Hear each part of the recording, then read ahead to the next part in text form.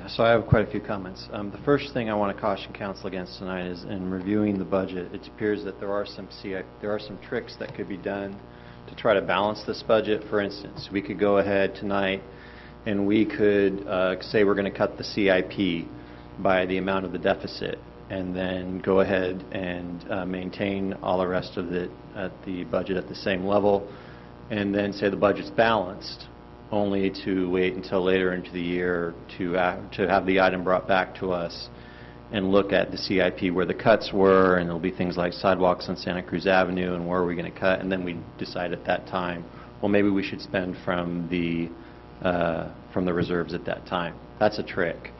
That's an absolute trick to try to make the budget look balanced tonight when it's not balanced. It just shows an intent. It's just, I mean, if we're going to go forward with a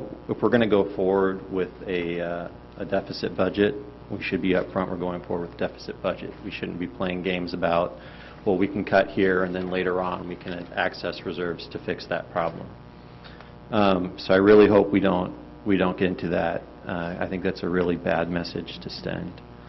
The next question I have is for the city manager, and it relates to City Hall. Alex, a few weeks back, I think it might have been 2 meetings ago, the City Hall remodel was brought to council for I think it had escalated to $1.3 million. I voted against it that night because there was only 3 paragraphs given as to substantiate the $1.3 million project.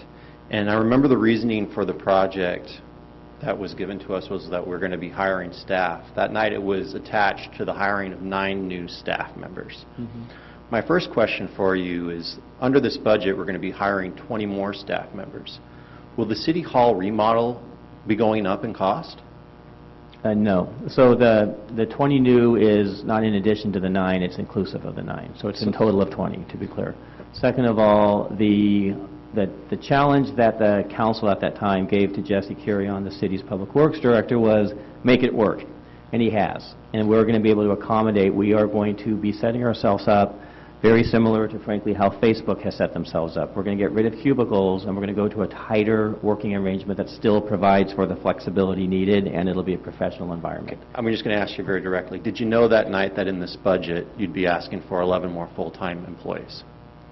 Did I know? Did you know the night that you asked us to appropriate the $1.3 million that you also would be asking us in this budget to hire 11 more full-time employees? Yeah. Why didn't you tell us that night? Because I think we always presumed we were going to be asking for that kind of number, and I talked to council members certainly about those kinds of figures being part of the plan, and also the council's adopted goals reflected 28 people. Alex, you never had those conversations with me, and that night when we talked about it, the number was 9. Right. You asked us to appropriate $1.3 million, but it wasn't for 9 employees, it was for 20. It was for a remodel for 20 employees. No. It was for a remodel, period. Doesn't matter what the number was. We knew we could accommodate whatever head count we had in the facility. The reason that night you gave us was because you were adding the 9 new employees. You did not say 20. Is that correct? I don't recall. Okay, well, I take issue with that. Okay. We should not, and that night I took issue with it because we shouldn't be appropriating money on 3, and I took issue that night because there was 3 paragraphs. You gave us a reason. I said, I still don't understand why we're doing this. You didn't give us and we didn't get all the information that night. And now it comes to find out that I'm curious to know if the 1.2 million, the project that kept escalating, was because as you were working on the budget, you knew you were going to be asking for more and more employees, but you didn't tell us that. You piecemealed it, 9 first, and then the 11 more with the budget. Okay, that's not what we did. If you knew that night that you were doing it for 20, why didn't you ask us for the full 20 and just the 9? Because we hadn't worked out, we had not, again, the council's goals came up with 28. I was trying to work my way down from 28 to a number that I thought was going to be more reasonable, and we stuck ourselves at 20. This has been an evolving, iterative process to try to figure out which projects move forward, what is the timing, and what is the sequence. And the council will be reminded the original remodel of the City Hall had to do with replacing carpet. Alex, the carpet then Did the council ever indicate we wanted you to hire 28 people as a council goal? Because you keep saying that was a council goal. Did we indicate that? When you approved the council goals, attached to those council goals was the head count needed to do the work. So I presumed by approving the council goals, there was an interest in recognizing the need for greater capacity. The council spent several hours at goal setting talking about the need for greater capacity. That was the direction. And I will say there was an enthusiastic 5-0 vote from that original conversation, or a 5-0, not a vote. There was an original 5-0 direction to say, yes, let's move forward, we need to create more capacity. I have a very clear recollection of that. I don't, Alex. Okay. And frankly, when you bring items to us attached like that in the future, if you're asking for a city hall remodel and you're going to be hiring employees, if you're creating space for 20 employees, it should say you're creating space for 20 new full-time employees, not 9, when we're talking about it all in one subject matter. Okay.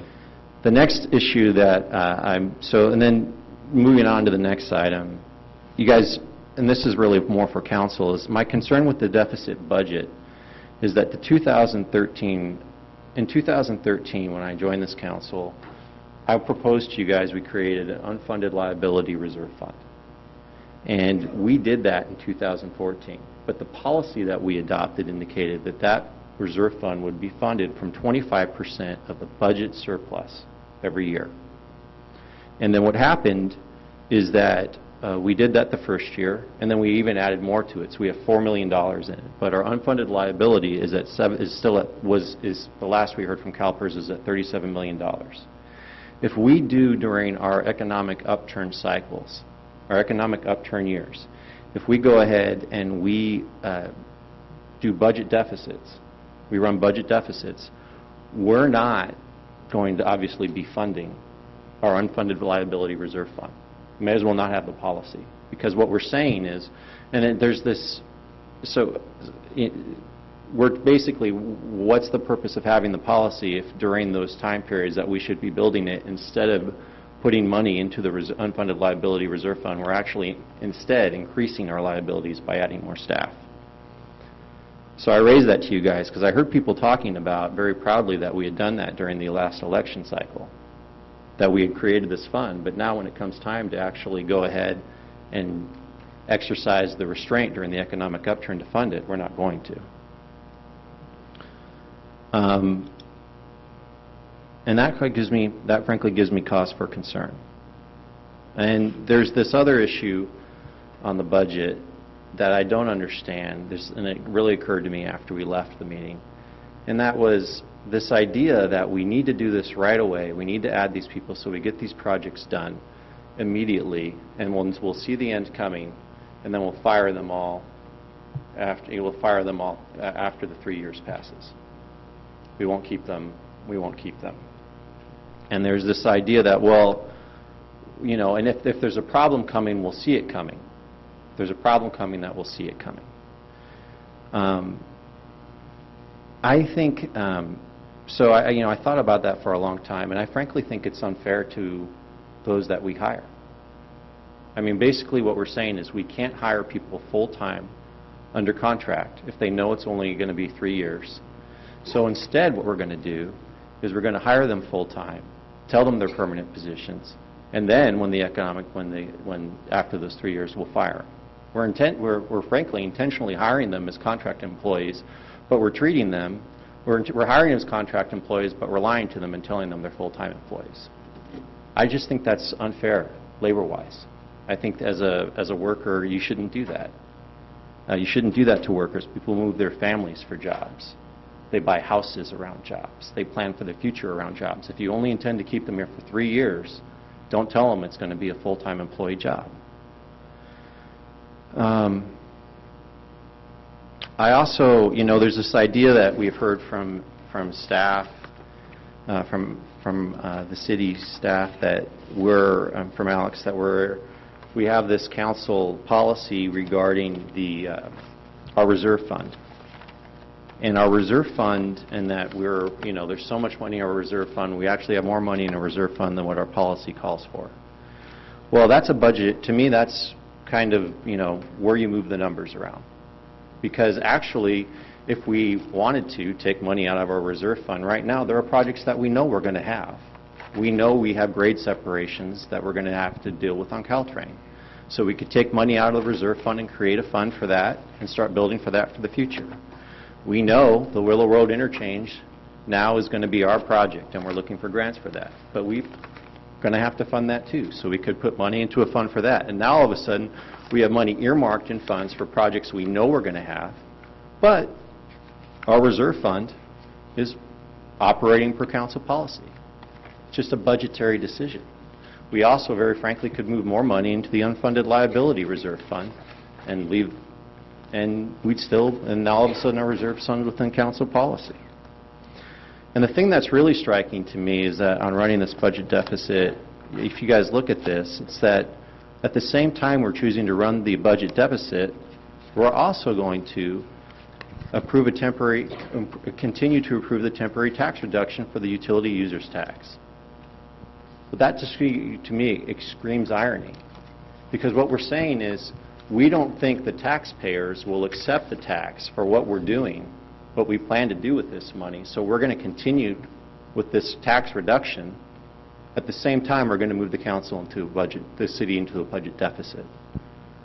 I don't think that's appropriate either. And then the last item, and then really just is economic philosophy. I really, and I say this last time, I'm going to say it again, I really think it's a mistake that during an economic upturn, we aren't balancing our budgets and hoping that we'll go ahead and have budget surpluses to build our reserves. Good policy is that during an economic upturn, you balance your budgets. When surpluses happen, you keep them, and you keep them for the rainy day. You keep them when the economic downturn comes, and you need that money for services. You need that money, frankly, to keep the city running.